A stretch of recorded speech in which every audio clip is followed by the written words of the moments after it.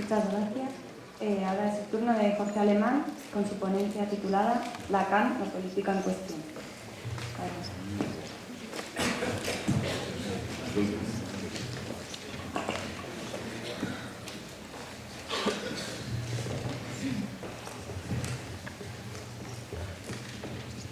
Bueno, muchísimas gracias por esta invitación. A mí me resulta particularmente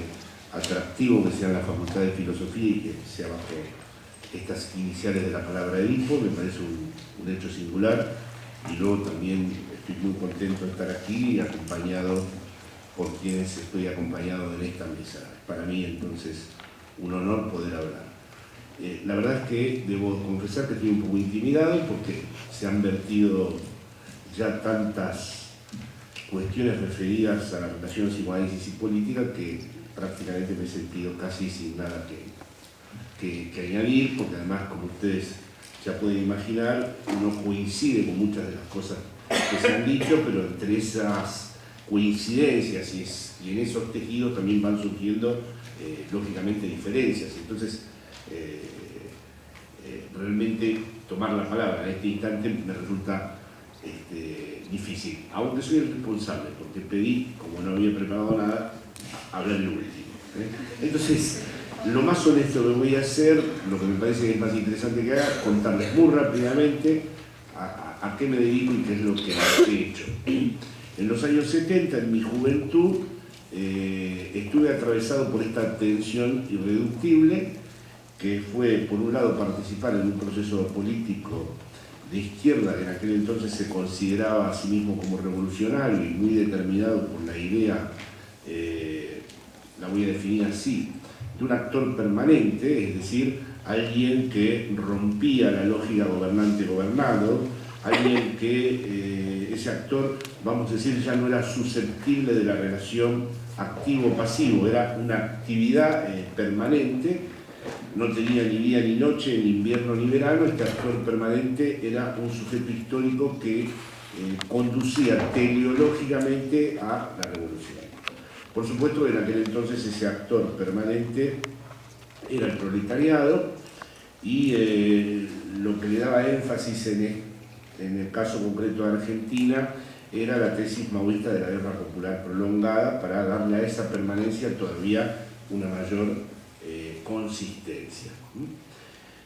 Así que había en el horizonte esta figura, un actor que no dormía, un actor que no tenía ni día ni noche, y un actor que sabía a dónde iban a ir necesariamente las cosas. Y del otro lado, el psicoanálisis, todo lo contrario del actor permanente, un sujeto constituido de tal modo que nunca sabe lo que quiere, un sujeto atravesado por la lengua de tal manera que está siempre fracturado, un sujeto que está hecho de tal manera que no puede reconocer los fundamentos de sí mismo, un sujeto que no sabe quién es, un sujeto que no sabe qué hacer en tanto hombre y mujer, un sujeto que está atravesado por malestares irreductibles, un sujeto que está afectado por repeticiones que su propia conciencia no puede controlar. Entonces, como ustedes ven, había una tensión entre estos dos lugares imposible de reducir. Pero a la vez, como en mi propia experiencia analítica aprendí que tenía que ser fiel a mis legados, y ser fiel no quiere decir reproducirlos eternamente en su identidad, sino estar abocado de algún modo a reinventarlos, he tratado de mantenerme en esta tensión toda la vida. Es algo que conocí cuando tenía 17 años, y desde aquellos 17 años hasta este momento, hasta aquí, he tratado de dejarme atravesar por esa tensión irreductible entre lo que es un legado vinculado a un proyecto emancipatorio y, por otro lado, la experiencia analítica. Esta tensión irreductible entre estos dos legados, mis compañeros ya han aludido de distintas maneras. La primera forma de tratarlas, y discúlpenme que me refiera a mi propio itinerario, pero me parece que va a ser lo más práctico aquí, fue durante años dedicarme a la relación entre Lacan y Heidegger. De allí surgieron muchas cosas. En primer lugar, tanto en Lacan y en Heidegger hay una crítica al sujeto cartesiano. Podríamos decir que un rasgo que define la enseñanza de Lacan y el ser y tiempo de Heidegger es precisamente el propósito de subvertir al sujeto cartesiano. Allí empieza, vamos a decir, lo que podríamos denominar la crítica de este actor permanente, es decir, el intento de empezar a dejar vacío ese lugar, el intento de desfundamentar ese lugar que en nuestra ensoñación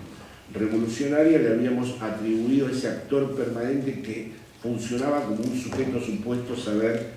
teleológico y que iba a conducir todas las cosas a donde debían ser conducidas. Es decir que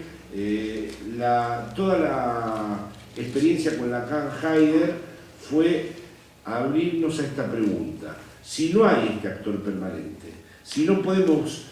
por su lugar en el aparato productivo constituirlo como un a priori que sabe cómo realizar la revolución, si resulta que ese lugar está vacío, surge una pregunta que a mí me parece que ha sido decisiva en estos años,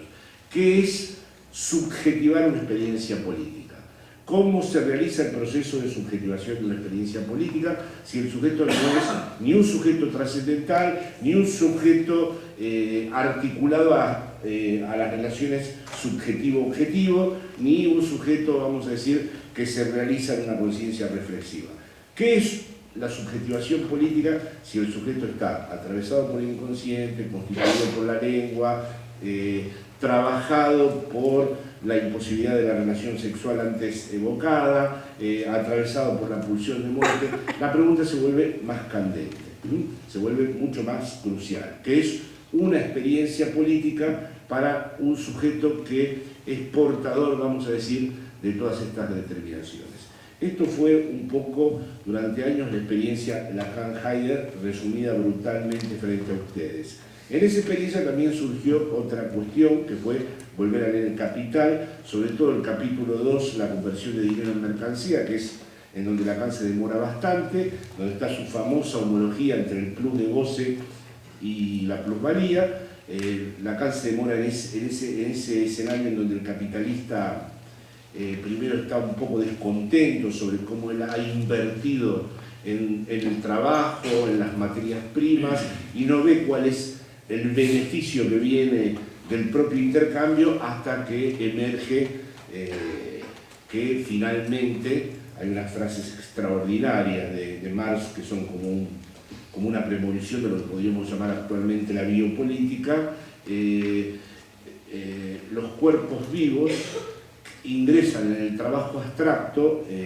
como si fueran, dice Marx, monstruos animados por el amor, ¿no? Así describe Marx la captación del cuerpo vivo en la fuerza de trabajo abstracto, y habla de la risa del capitalista en el momento ese en que descubre que finalmente, como resultado del proceso de intercambio, hay un plus, que es el plus de la plusvalía, que viene dado estructuralmente por el hecho de que ha surgido una nueva mercancía en el mundo, que es la fuerza de trabajo. Bueno, Lacan hace un trabajo extraordinario para establecer una homología peligrosísima entre esta plusvalía y el plus de goce. Peligrosísima porque, desde el punto de vista de la lógica capitalista, como todos ustedes saben, el que se embolsa el dinero de la fuerza de trabajo es el propio capitalista. Pero, sin embargo, Lacan toma, y lo digo muy rápidamente, este ejemplo de,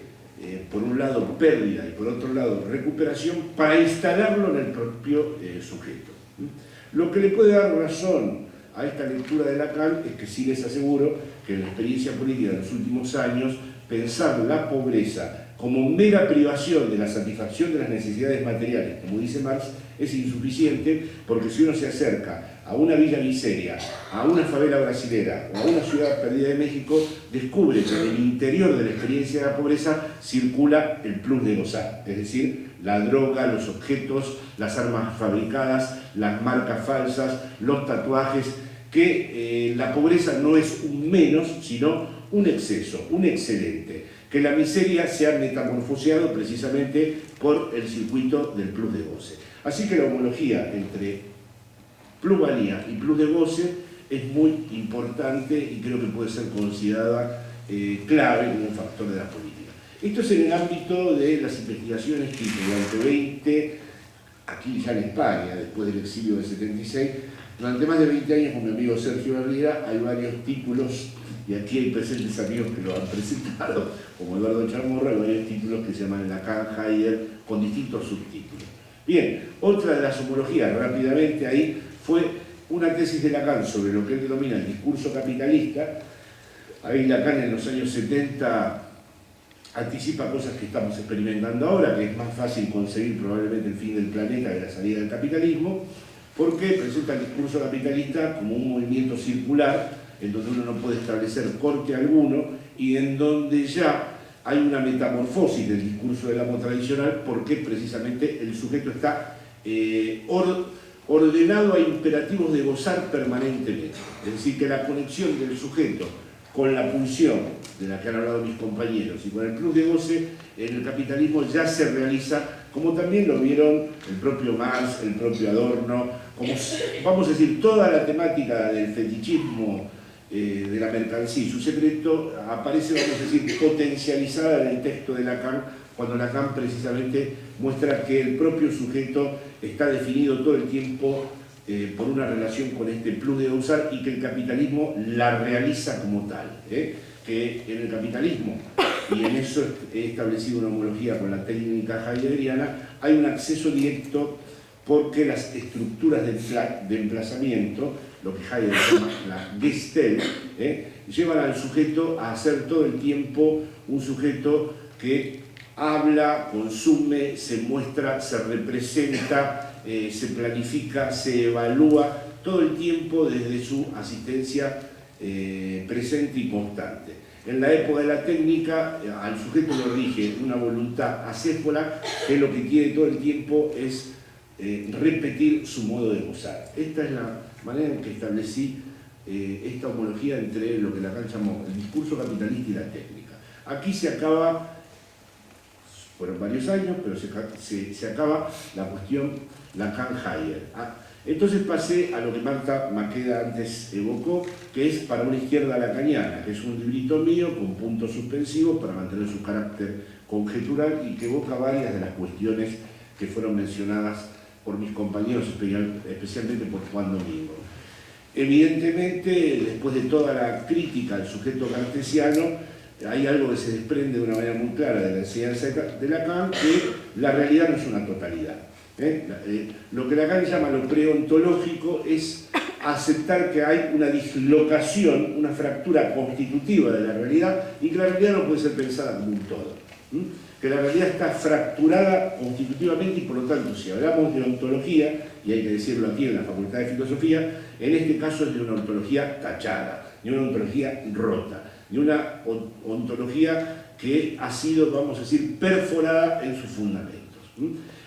Esto en Lacan está tematizado, ustedes lo van a encontrar como la oposición entre lo real y la realidad. Mientras la realidad está construida por lo simbólico y lo imaginario, lo real siempre es una sustracción que apunta a esta fractura, a esta dislocación. Dado que no hay totalidad, la lógica del proyecto emancipatorio cambia de raíz. Es muy fácil pensar la emancipación si pensamos que hay una fuerza exterior que nos oprime y que esa fuerza exterior nos impide realizarnos y que el día que destituyamos ese poder que se nos encarna en esta fuerza exterior, por fin vamos a reconocernos a nosotros mismos y a nosotros en una sociedad al fin reconciliada consigo misma. Pero si resulta que es constitutiva de la realidad estar fracturada y que en el seno mismo de la realidad hay una dislocación que ninguna historia ni ningún actor permanente va a venir a curar, si resulta que la fractura es incurable, la dislocación es incurable, ¿qué es un proyecto emancipatorio? Entonces, este es un poco uno de los propósitos de mi intervención Para una izquierda lacaniana, cambiar la semántica de la emancipación. No quiero renunciar al proyecto emancipatorio, no quiero renunciar al legado emancipatorio, me parece que no se puede emplear al psicoanálisis como un recurso más del individualismo liberal, hay que asumirlo, pero reformulándolo en este nuevo laboratorio problemático. ¿Qué es un proyecto emancipatorio cuando ya no disponemos de este actor permanente, cuando ya está vacío este lugar, cuando no hay ninguna teoría, y por lo tanto hay que asumir un lugar de no saber, no hay ninguna teoría que nos explique el pasaje entre los antagonismos constitutivos de una estructura social que nunca puede ser una totalidad y su transformación histórica. No hay ninguna teoría que dé cuenta de manera continua de un pasaje entre una y otra cosa. Que haya dislocación, que haya una fractura, que haya un fundamento roto, no quiere decir que esto inevitablemente haga surgir una lógica emancipatoria. Por lo tanto, hay un no saber en la teoría misma. Esto es muy importante porque el propio Lacan quiso hacer una escuela en donde el no saber estuviera en su centro, porque Lacan, a diferencia de Freud, no tenía solo la versión esta de la psicología de las masas como pura alienación al líder, sino que intentó pensar a lo colectivo por fuera de las identificaciones. De hecho, el final, lo digo muy rápido, de la experiencia analítica es tratar de que el sujeto se separe de sus identificaciones. Por eso para Lacan la escuela de la sociedad. Y se preguntaba, ¿qué es un colectivo no organizado por identificaciones? Tiene que ser un colectivo que deje un agujero en su centro. Tiene que ser un colectivo que no esté suturado finalmente a un proceso de identificación. Bien, ese no saber es central para pensar esta nueva lógica emancipatoria, y entonces he puesto al servicio todas las indicaciones de Lacan, donde Lacan se burló de los procesos revolucionarios y se burló de los procesos emancipatorios, los he transformado al revés en la verdadera, vamos a decir, materialidad para pensar ese proceso emancipatorio, en donde, como dije antes, el no saber cumple una función determinante. Ya saben que Lacan dijo que revolución quiere decir volver al mismo lugar, que Lacan siempre subrayó que después de la irrupción del momento igualitario y revolucionario viene siempre el momento totalitario, se burló irónicamente de mayo del 68 cuando dijo si quieren un amo lo van a tener, habló de los que sueñan con las mañanas de los domingos que cantan y que después terminan en el suicidio, habló de los existencialistas que se sienten realizados más que nunca cuando finalmente están presos. Es decir, todas las ironías de Lacan, en vez de tomarlas al servicio de un nuevo cinismo, como le ha pasado a otros lacanianos, o de una especie de escepticismo en materia política, por el contrario, me parecen observaciones de primer grado y de primer orden para pensar desde otro lugar, como lo han también dicho mis compañeros, la izquierda. Una izquierda no metafísica, una izquierda no asegurada por el actor permanente, una izquierda no asegurada por un sujeto que está fundamentado, sino una izquierda que no es ni revolucionaria, porque revolucionaria querría decir cambiar todo de raíz, y eso es de nuevo pensar en una totalidad metafísica, progresista tampoco, porque la temporalidad no es del orden de la línea recta, la visión rectilínea del tiempo, sino que la temporalidad, en términos lacanianos, es lo que habremos sido para lo que estamos llegando a ser, y tampoco puede ser utópica porque la utopía es también un fantasma de reconciliación consigo mismo. En la experiencia analítica, como lo han contado mis compañeros, y aquí concluyo, la política no es pasar de la fractura a la síntesis, sino pasar de la impotencia, del impasse que por ejemplo sentimos en los años 70 en nuestros proyectos, a la imposibilidad. La gran transformación no es levantar el impasse con una gran potencia que se adueña del ente, sino transformarnos a través de este pasaje de la impotencia y la imposibilidad. Y aquí entro entonces simplemente para comentar que este interés mío por el proceso emancipatorio efectivamente también me llevó a pensar las lógicas de la sexuación en Lacan, a la imposibilidad de la relación sexual. Ustedes ya saben que la idea de Lacan, a diferencia de Freud, es que el amor no es meramente un tapón, un mero velo, algo que viene solo a ocultar la imposibilidad de la relación sexual, sino que El amor es la posibilidad de una invención con respecto a esa imposibilidad. Es decir, que Lacan tiene con respecto al amor una exigencia ética de primer orden. Por lo mismo también, la imposibilidad no tiene por qué ser la parálisis, sino el lugar que invite a una invención política que se interrogue precisamente por este proceso de subjetivación en política. El proceso de subjetivación en esta lógica a mí me parece que abre cosas muy interesantes si lo pensamos en la lógica femenina del no todo. Sería para discutir, pero evidentemente esa lógica femenina del no todo no hay que confundirla, porque es una ideología espontánea de muchos de los que leen a Lacan, con la mera destotalización. El no todo no es ni lo incompleto ni lo que está destotalizado. El no todo es una experiencia de otro orden, es una experiencia de infinitud. No es una experiencia más bien, no es simplemente que una estructura esté incompleta y entonces la llamamos no todo. Todas las estructuras han estado desde siempre incompletas, como lo explicó también Miguel Marinas con respecto a la noción del padre. Nunca hubo un padre que pudiera presentarse de manera definitiva en su ser de consistencia, siempre estuvo tocado del ala. Bien, las estructuras también siempre fueron incompletas, así que el no todo de Lacan es una apuesta por algo distinto que la incompletud y la destotalización. Es otro problema, pero ya les digo, este es un espacio, como decía Artaud, la poesía se hace entre todos, esto es una conversación, es todo muy conjetural, es un intento de cambiar la semántica de la emancipación, de crear, con respecto a los procesos políticos, unas nuevas epistemes y no abandonar el psicoanálisis al individualismo neoliberal. Bueno, muchísimas gracias.